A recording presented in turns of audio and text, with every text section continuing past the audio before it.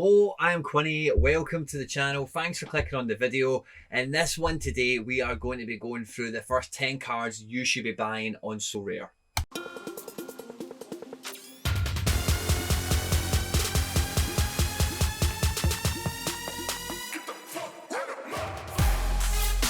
Probably the most common question I get from people in DMs, especially when they are brand new to the platform or they're thinking about joining, is what card should I pick up first? I think that's a natural first reaction, first question for most people. And we also have people that, and again, I had this on a stream, somebody commented very recently saying like, oh, should I get my 5th card bought so I can go get my free one? And if you want to get your free rare, you need to click on the link that's in the description down below and open your account directly from there. It qualifies you then for a free rare once you've bought 5 from the market. But picking up your first 10, you only get to do it once, and it's a very important stage of building your club. And as I say, I just can't wait to get stuck in with this, guys. In this video, I'm going to drop on you the 10 profiles, the positions, the counts, the percentages, all that stuff that you're going to need to know. So pen and paper handy. Be sure to pause. This will be timestamped anyway. I'm sure you'll refer to it a few times. It's going to be a lot of fun. Let's get stuck into it. Now, starting with the goalkeepers, guys, the very first goalkeeper you should be looking to identify, and within your first 10 cards, hopefully, depending on how kind of high you're shooting, actually try and get them acquired and get them locked into the club. You will have common goalkeepers that will kind of keep you afloat while you get the first 9, or you might kick this down the road a bit more, maybe not doing your first 10. I highly recommend you do this as early as possible, and that is pick up what we term as a primary goalkeeper. Okay, so in my club I've got 30 goalkeepers in total. I'd probably say around 5 or 6 of them are maybe primary guys like Turner, Gillespie, Sean Johnson, I suppose, Van der Veer, Oblak, Slovic. I'd have previously said Navas until our man Donnarumma showed up in Paris. Kosei potentially you'd say him as well, maybe even Steve Clark.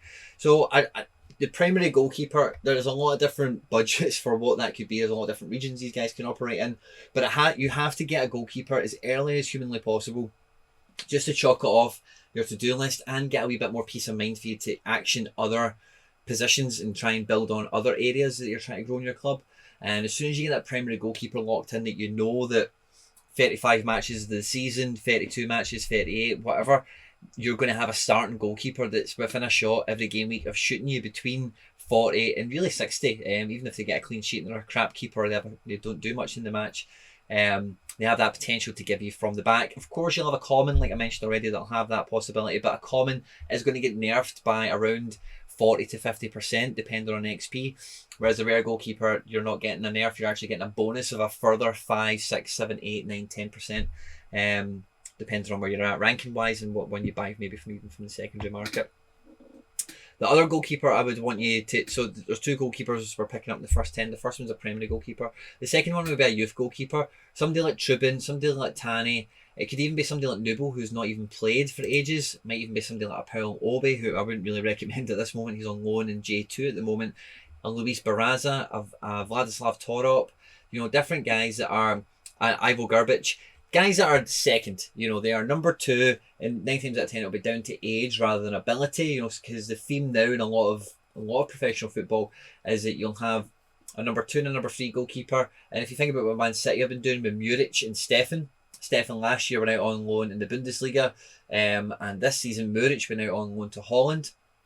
Both of them had a shot on the bench, and this season it'll be quite interesting to see which one of those goalkeepers does go back out on loan and will sit on the bench. But that is a kind of theme you're finding is spreading throughout professional football, where the number 2s and the number 3s are looked after better in terms of their career trajectory. Again, depending on age, the more elite you go, the 2 and the 3 is going to be guys like a Muric and a Stefan and a Janim Vogel from Leipzig. He was on loan last year at PSV, for example. You will be able to pick up some of these guys that are not had their loan move yet, or their loan move won't be till next season, or whatever it might be, because those goalkeepers will pay you back at some point, and they're good to get locked in quite early, because you will buy backup goalkeepers, you will buy non-active SO5 goalkeepers for training and that kind of thing anyway. So when you are making that purchase, try and make it one, or I'd say definitely make it one that has the most potential upside possible in terms of where they'll be in 6 months, a year, whatever. It makes it easier for you to hold on to them for longer as well. And the further you look afield, generally speaking, the cheaper they become, or how uncertain their future is how cheaper they'll become. Somebody like Ethan Horvath, for example, I could pick up 6 months for £23. And I think the Nubel, I didn't pick him up too dissimilar around the time, and he'd have been at least double, treble the price, if not more. So again, depending on how rock solid their trajectory is speculated to be, will dictate their price, so please bear that in mind as well. The next part we come on to is the strikers, okay? Now, strikers and goalkeepers are going to be, in my opinion anyway, the two key positions to fill in any club at any stage of your SoRare career. You need a goalkeeper, as we've just spoke about, that will do A, B and C. But equally, you need a striker that can get on the pitch and can get you big SO5 scores to help elevate you up the table, because strikers can be so hit and miss. You need a striker that is going to be hitting, and when they do hit, they hit to the right amount of levels, your kind of 70 pluses, to really make a big impact on your SO5 entry and really try and elevate you up the rankings. So there's 3 basic criteria to the profile you want to be looking for your first 2 strikers, okay? So within our first 10 cards, we're going for 2 goalkeepers. We're now looking for 2 forwards, okay? Of the 2 forwards, I would say one of them, it should be U23. It's pretty obvious why that would be, of course. But the second one, I would deliberately make it over 25, okay? And the reason I would say I would definitely want to be making one of my only 2 strikers within my first 10 cards over the age of 25 is because for most football players, and this is definitely very prevalent within the forward category, is when they get older, they get much more experience. The things that can hamstring your SO5 score, like possession lost and big chance missed, this kind of thing, these are errors that are generally born out of inexperience, and the more experienced players become, the less these things just tend to happen. Now, don't get me wrong, you have somebody like Chicharito who's 31, he could go miss 5 big chances in the next match. Just because he's 31 doesn't mean it's not going to happen, or he's not going to take the chances, don't get me wrong.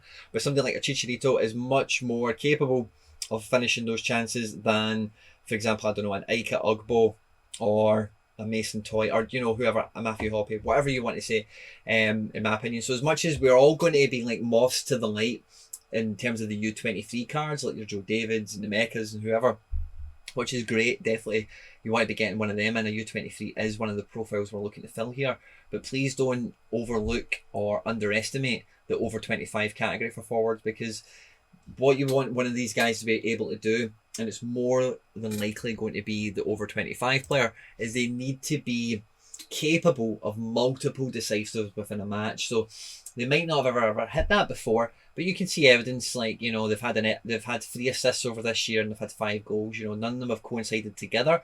But if a guy can make more than 1 assist because of a fluky sideways pass or whatever, he is obviously linking play with teammates and laying people onto runs and that kind of thing.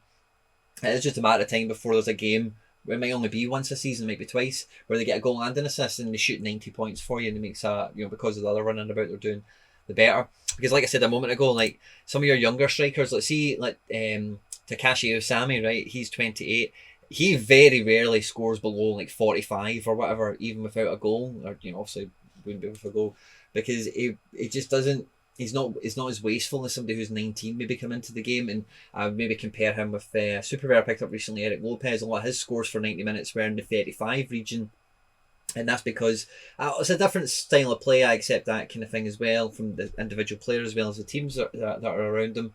But all the same, like he will give the ball away less. He will make slightly more kind of basic errors than somebody who's 28 and been around the block a few times, And in the game weeks where they don't hit, my boy Usami here, he's going to pick up 48 points. And my boy over here, Eric Lopez, is going to pick up 38, So even though I'm saving like 9 years on age and all this extra utility and whatever, in the short and immediate term, I definitely need a striker that even when they don't score, they're going to bring in something you'd expect a reasonable player to bring in for you, because they are going to equate to 20% of your selection choices as the forwards. So we need one that is capable of multiple decisives. We need either one of them. One of them needs to be U23. We need one that needs to be O25. Now at this point, it's very important to note 2 things, okay? Number 1, out of your first 10 cards, in my opinion, around 40% of that should be going towards goalkeepers and forwards in any capacity. These are the profiles I highly recommend you follow. And the second thing is, I'm not putting any pressure on these decisions to be region or league specific in any kind of way in terms of them linking up. I'm going to make the next stuff that we're going to chat about link up with them, because these purchases, the goalkeepers and the forwards, are the two most important positions to fill correctly, and there's more than enough options out there to make the defence and the midfield bend to the will of what else you've already acquired for goalkeeper and forward. And that is exactly the very first criteria that I'm going to put on the defender that I'm going to go out and buy. Is I want my defender, and this might sound a bit weird at first, okay, but stay with me. I want to get a defender or two. We're looking for 3 defenders for your first 10, okay? I need one of them minimum. If you can get more, cool. I wouldn't overly stress it. One will do, that will pair with my goalkeeper or my striker, or you can have one that pairs with the goalkeeper, one that pairs with the striker. That would be hunky dory out your 3 defenders. But I want defenders to pair with goalkeeper and or forward. Okay, and you may think, oh well, you know, would I not rather have my midfielder pair with my forward? I would say it's not. You know, you're living in real world football terms when you think that, or FIFA terms, because you know your midfielder and your forward being from the same team in SO5 means jack diddly squat shit. You know, but you can easily have defenders that will complement your forward in terms of the style of play that the team has. And if like the striker's going to do well, you've got the fullback that is going to make that happen. Or if the goalkeeper's going to do well, you've got the centre back that's going to really make that clean sheet come home in the end. You know, so you can definitely link both sides in that sense, and that's the way I would want to go as profile point number 1 if you link for the defence. I think you can make actually all 3 of these guys U23, and the reason I say that, now again, similar to what I said about age with the strikers and the goalkeepers, I accept that entirely, but there is so much choice on the SoRare platform for U23 defenders that I don't think you would really be sacrificing too much in terms of the positives we have for older age groups in the forward and the goalkeeper category by keeping all your defenders or trying to make them all U23 as possible, because what it'll allow you to do later on is it might give you the flexibility to double up defender wise in U23, and that's not a bad strategy to run with. So I would definitely try and get them all, you know, even in these first 2 pages here, like Segura and Finlay and Robbo aren't, but you know, Segura's just changed out of it. But Hakimi, Hernandez, Machida, Teze, Farfan, Robinson, Odilon, Ominami, Mark McKenzie, you know, a high percentage of my defenders here are or have been to me U23 eligible, and having defenders that can be so flexible to go around the region, the global, and the U23 means that, you know, my defender count is really lean. I could honestly have more defenders back just through ones that I like and meet the profiles of players that I want to buy. I could easily have more defenders than I've got midfielders, but I try and keep my defence really lean because I could just buy millions of them. There's so many good ones out there, I really can't stress that enough. But because I've had so many of them just by virtue of me picking them up more often than not, by having so many of them U23 compatible, it means I don't need to stress as heavy on the defence because so many of them are so versatile and the utility crosses all defences and all regions really for them. So it means that I can have a bit more flexibility with them. I don't need to go buy a U23 defender because already like 66% of them or something are U23 eligible or whatever anyway. The second thing I would definitely say, or probably the last one, I beg your pardon. So we need one of them to pair with a goalkeeper or striker. Ideally, if you can get one to do each, even better. All 3 of them would be U23. And the last one is I would definitely have one of them that is captain suitable, if that's the word to use. So somebody like a Segura or a Robbo would be captain eligible. You know, maybe not somebody like a Farfan because he might not always start, and if he does start, it might get subbed off after 60 minutes. Or Miles Robinson would be captain eligible. It's, you know, guys that will start the majority of matches for their team, and their contribution, they can, in a normal kind of that nothing really happened match, they can clock in 52, they can clock in 58, 48. You know, they're going to be in the higher end of the normal scale by being a solid defensive player. Or maybe they're getting crosses in from the byline, whatever it is. But again, yeah, even though they're U23, they will have a lot of utility. They'll play a lot of matches for their club. They're not maybe first choice. They're definitely first choice, and they are the right back. They are the centre back that will play the line share of the matches. Now that only leaves us with 3 midfielders left to fill in our first 10. Okay, now if you wanted to maybe just go with 2 defenders and go up to 4 midfielders, I could get behind that. But I think your ideal 10, you'd probably have 3 of each, to be honest with you. Now, the reason these 2 categories are number 1 at the end, towards the end of the video, and you know we want to increase the number on them too, is because you can get much more bang for your buck in these positions. There's so much choice available to you. The best regions to be shopping in are the ones where we have a full league license already on SoRare. So that might be the Eredivisie, the Jupiler League, the J or the K League, MLS. those 5. Because when there is so much choice available, the better ones in the league, or even the kind of above average ones in the league, are going to go under the radar a little bit more in terms of the marketplace, primary and secondary, just because there is so much choice there. People will always gravitate towards the bigger ones that are maybe 5% more expensive or whatever. And some of these guys will go under the radar at auctions a little bit cheaper, and you can pick them up. Somebody like a Keaton Parks, as you can see his price there, 0.025. He's became a goal scoring midfielder over the last couple of game weeks, and somebody in a high possession team where the midfield is always active on the ball, and if you can get to both ends of the pitch and make a contribution, then fantastic. Equally, somebody like an Eli, 0.051, key passing defensive midfielder and one of the best teams in the league. It's so cheap. And Sebastian Lletget is one of the ones I always hold out as great value at the moment. He's about the same price as this Eli here, and he is, he gets goals and assists on a regular basis. It's just criminal. So because there is so much choice with these bigger licenses, you can get guys that are really good for like very modest prices by comparison to their Champion Europe counterparts or their elite team counterparts, depending on what kind of comparison you're drawing with what team or whatever. But the very first thing for your profile points for your first 3 midfielders is, again, similar to the defence, but I would probably say with all 3 midfielders, you want them to be captain capable, for your SO5 league. And what I mean by that is when you go into SO5, you can easily make them your captain, and you know that they'll play 90 minutes. They might not get a goal or an assist, but you know what? Because they went box to box and they won the ball and they made final third interceptions and all that kind of stuff, they've shot you 60, 70 points, just for being them and working their socks off today. And then if and when they do get a goal or an assist, they're shooting 80s and 90s for you all of a sudden.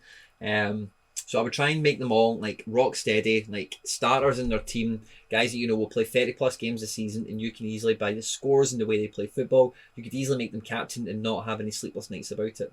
The other thing I would say as well is make these guys some sort of pair. Okay, now what I mean by that, so with the defenders, we said get them to pair with the goalkeeper and or forward, okay? But with the midfielders, the pair I want to make with the midfield is in the same territory. So both midfielders might come from the same club. At the very least, I would want them to come from the same league or the same division, because I don't want to have too much fixture jeopardy. So if I've got my defender already matching up, if I've already got a defender to match a goalkeeper, and if you've done the jackpot, and you've got a different defender to match up with a forward, and then you've got the midfield that kind of compatible in here in the middle, then you should always have, depending on like 2 fixtures, have a really strong like full 5 to go out there. So 2 midfielders from the same club is cool. It's maybe a wee bit too much jeopardy on them both playing, because how many midfielders does a team play? If you're buying 2 midfielders out of a club, are they both guaranteed to play like 30 plus matches? If so, brilliant. It's quite less likely you're going to get both them in your price branch, depending on where you've allocated the rest of your funds, like we spoke about in the video.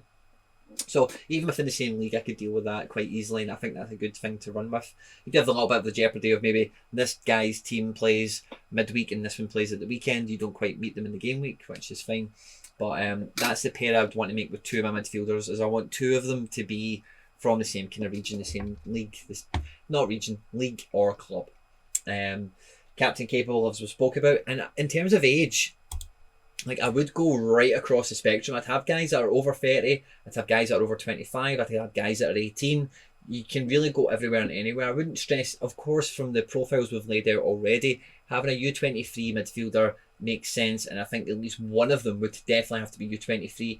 If you made 2 of them U23, I could again get behind that, but not all 3. You should definitely have a midfielder that is like 28, 27, maybe 30, and you know they're going to play every game. They've got a great injury record in the terms of it doesn't happen. Even something like Zella Ryan, 0.186 for the level output you're getting from him at the moment, versus a European counterpart, of course, is next level. So yeah, you want them to be able to have that broad stroke of ages, but don't make them all too young, because young midfielders don't play. Somebody like a Wirtz or even Paredes, and now he's on screen, he's been playing a bit recently, but they could just get dropped out of the team for 2 or 3 matches. It does happen all the time. It's sports science, it's modern football, and if you've got all 3 of them are 18 plucky up and coming midfielders, there is quite likely going to be a game week once in a while where you don't have any of them likely to play from the start potentially. So I would definitely try and have one on the older scale, just to get that guaranteed kind of rhythm and utility out of them, ebb and flow, all that kind of stuff. So around 60% of our allocation should go towards your defenders and your midfielders, because there is such a wide variety. They're going to be the biggest volume in terms of we're picking 3 up at each of these guys within our first 10. And you know, they are going to be the foundation, the backbone that allow the goalkeeper and the forwards to do their thing as and when required. And then once you've got that first 10 built up, like we've just described with the profiles we've just laid out, you can then go into the market and then start to grow and expand. Right, let's go get another defender that's in that league, or let's go get another striker that's in, you know, it's U23 eligible, or is, you know, over 25 or whatever. Now you've got that solid rock there. And even then, what that kind of structure will give you is when you start to actually win cards. Because when you're winning rewards, guys, the last thing you want to do is be upset or sad by what you've won, or even just realise, like, oh, I can't even use them, you know, just through the, it just doesn't match anything, it doesn't fit in anywhere. But by giving yourself this kind of controlled but broad kind of start to life in your first 10, when you do pick up your first card and it is like a Korean forward, it's not the end of the world, because you're like, oh, do you know what, well, this guy's 32, but yeah, he plays most of the time, and hey, do you know what, if they've got a fixture that lines up one day, you know, then he can fill in for me and he can play okay. And it gives you a bit more strength to manoeuvre in that sense, because then that reward, like, I'm just using this guy because he's on screen, right? I don't know how much he goes for at the moment. I'm going to say it's not very much. Best market price 0.018. Okay, so a guy like that, like, if I can put him into a midweek game and he can pull in 45 points for me, then I don't really care that he's 0.18, because if he does that for me and then I hit threshold and and then he pulls in 0.02, then jackpot, he's paid for himself. You know, he's won me a watch in that sense. But what would be worse, or what, you know, is to let go of the guy for 0.01 and then the game week comes up and I've not got that striker to fill in to help bolster my rankings and help click in my threshold, or even get me from being tier 2 to tier 1, because this guy just shot in a 45, and you know, that other under 23 striker that I bought, he actually gets subbed off at half time, or he only came on for the last 10 minutes, or it could be any number. He's away for the Olympics, you know, it could be any manner of things, you know. So I wouldn't, so I want to give myself the highest potential upside for rewards as well, and you have no idea, unless you control region deployment. You only go into Asia, so you only win Asian cards. You only go into Challenger Europe, so you only win Challenger Euro cards. But when you're in global and U23, you could get them from everywhere and anywhere, and those are the 2 biggest competitions for everyone on the platform. So when you're in there, you need to be prepared to lean into your rewards in that sense and actually try and use them before maybe turning them out to the market. You know, that guy there now, he's at 0.018. If he hit like 3 60s in a row, maybe he can be sold for 0.03, and at that point he's already pulled me 0.04 out of threshold, because he's hit the 70s when he's been in my team, or you know, that kind of thing. I hope you've enjoyed this, guys. I say, if you are new and you haven't joined already, links are down below. If you've been around here already and you've watched the video, I hope you've liked it, because you can kind of extrapolate that out over a bigger scale for your gallery, and it might help you kind of wind things back in, or you know, readjust some things. So I hope you've enjoyed it, no matter where you are in your SoRare journey. Don't forget to subscribe to the channel, like the video please, helps me a lot. Stay out of trouble, and I'll catch you on the next one. Take care. Bye bye.